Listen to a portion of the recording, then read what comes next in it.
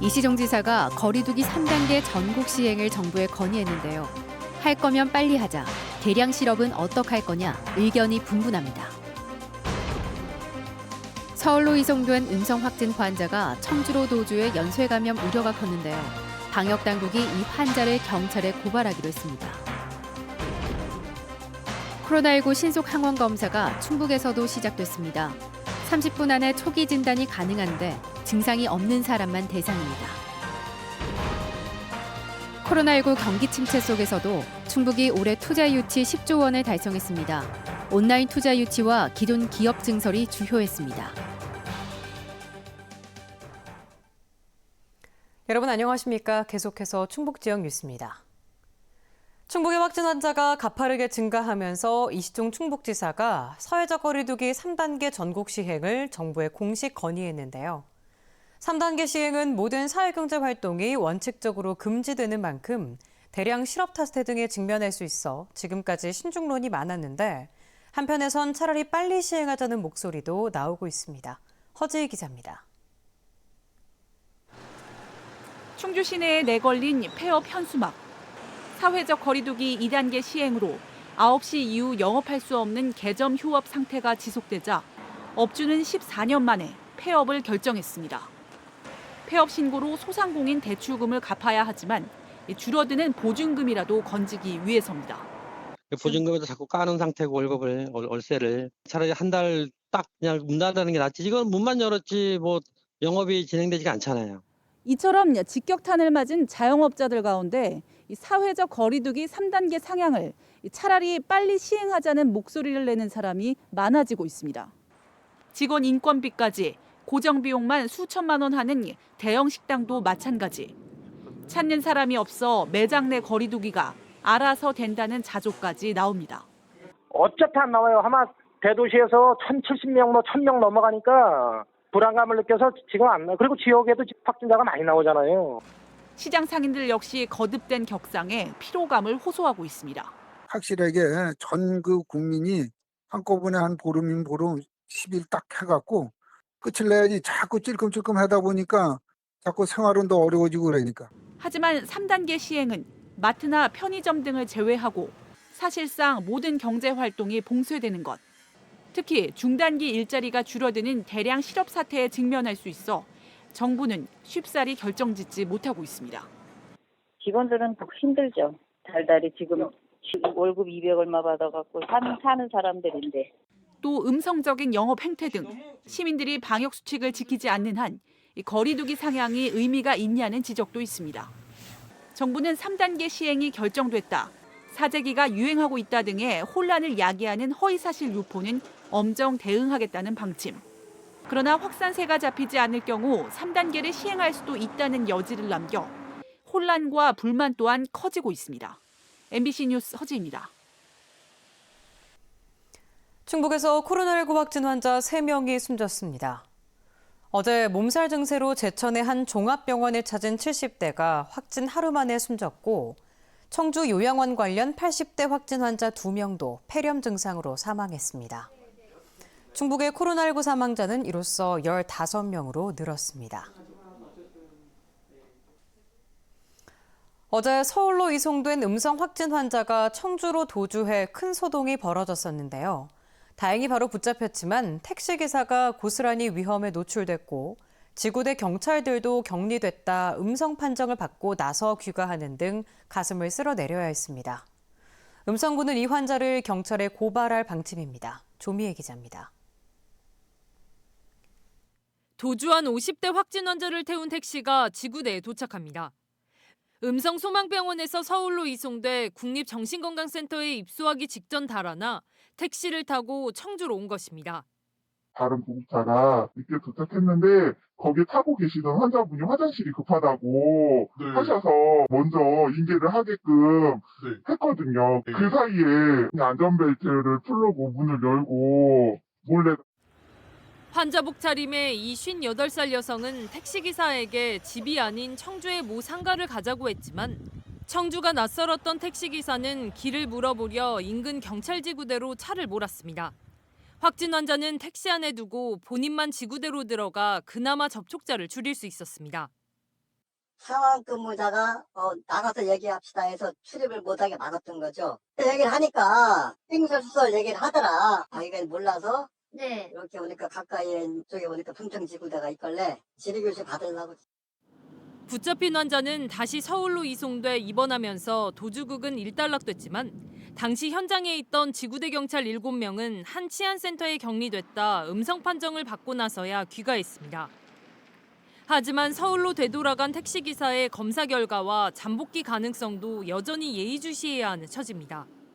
개인차 끌고 왔어요, 다. 각자. 갑작스럽게 이제 닥친 일이라. 저녁은 배달시켜 먹었고요. 지구대장님이 이제 빵이랑 뭐 음료수 이렇게 갖다 줘갖고 저희 아침 해결했습니다.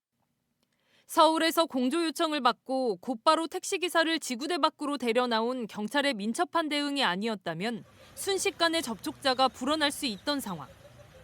음성군 보건소는 도주 환자가 정신질환이 있어 고심했지만 우선 관련 법에 따라 경찰에 고발할 방침이라고 밝혔습니다.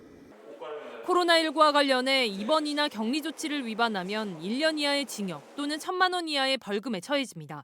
MBC 뉴스 조미입니다. 퇴원 환자의 코로나19 진단검사 결과를 허위로 작성한 괴산 성모병원이 경찰에 고발됐습니다. 괴산군은 이 병원 재단 이사장을 허위 공문서 작성 혐의로 경찰에 고발했다고 밝혔습니다. 괴산 성모병원은 퇴원 환자 6명의 진단 결과가 안 나왔는데도 음성으로 표기하고 퇴원시켰다가 2명이 뒤늦게 확진됐습니다. 이 병원 퇴원 환자를 고리로 음성과 진천 지역 병원에서도 집단 감염이 확인돼 역학조사가 진행 중입니다. 수도권에서는 이미 도입된 코로나19 신속 항원 검사가 충북에서도 시작됐습니다. 기존에 한나절은 걸리던 검사 결과를 30분 안에 판단하는 진단키트인데 증상이 없는 환자를 가려내는 데 쓰입니다. 이지영 기자입니다. 청주의 한 아파트 단지. 코로나19 신속 항원 검사를 위한 임시 선별 진료소가 설치됐습니다.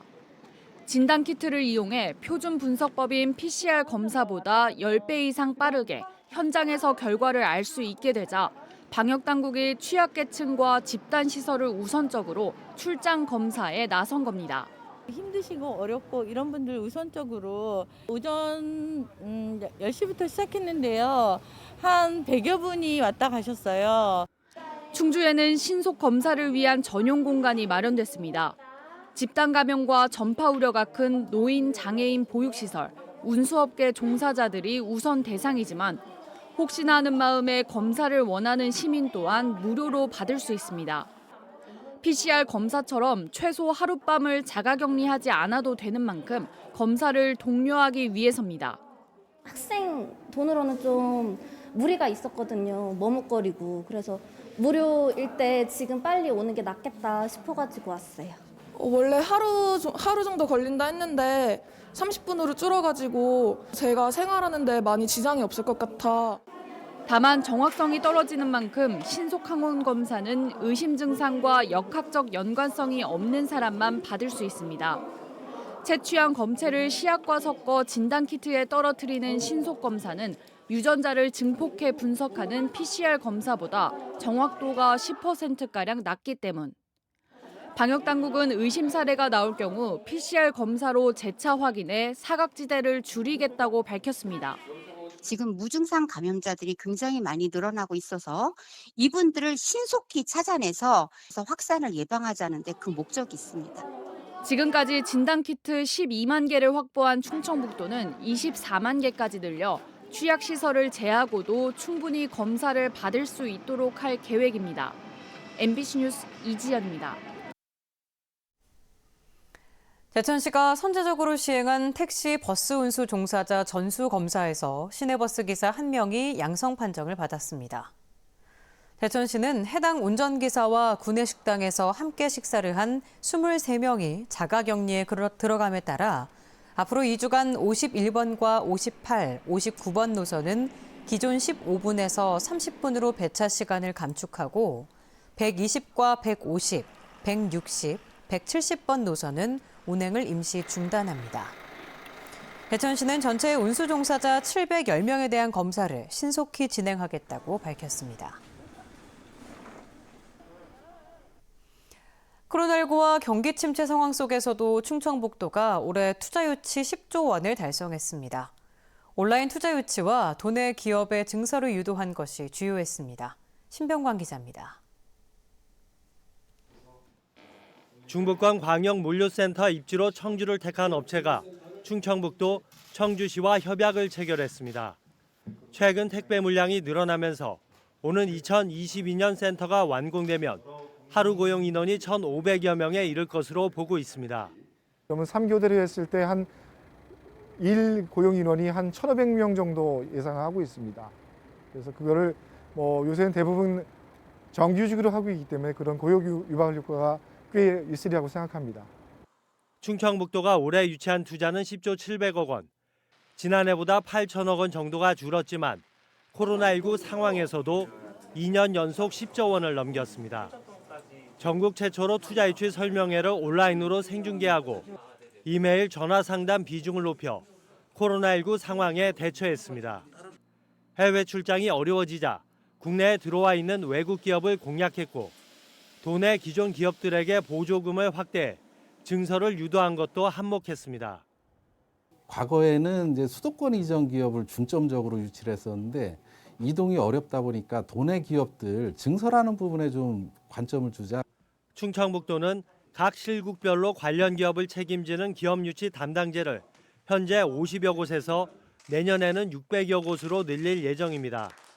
또 다시 국내로 들어오려는 유턴 기업이 입주할 수 있도록 임대 산업 단지를 조성해 코로나19 상황을 투자 유치에 역이용한다는 계획도 세워놓고 있습니다. MBC 뉴스 신병관입니다. 충북 도내 초등학교에서 12월 대신 1월 겨울방학이 자리 잡고 있습니다. 충청북도 교육청에 따르면 도내 초등학교의 85%인 220곳이 내년 1월에 방학식을 할 예정입니다. 도교육청은 봄방학을 없애고 다양한 학년말 교육과정을 운영하려는 학교가 많아 1월 방학이 늘었다고 설명했습니다. 이와 함께 코로나19로 상당수 학교가 여름방학을 줄인 탓에 겨울방학이 상대적으로 길어졌습니다. 음성과 진천에 걸쳐 조성된 충북혁신도시의 일반고 평준화가 본격적으로 추진됩니다. 충청북도 교육청은 첫 행정 절차인 음성군 맹동면, 진천군 덕산읍 고교 평준화 타당성 조사를 마무리하고 내년 2, 3월에 학부모 등의 여론조사를 실시할 예정입니다. 평준화 대상은 2017년 진천군 덕산읍에서 개교한 서전고와 2023년 음성군 맹동면에서 개교할 본성고로 여론조사에서 3분의 2 이상의 찬성을 얻어야 합니다. 충북지역 뉴스였습니다. 고맙습니다.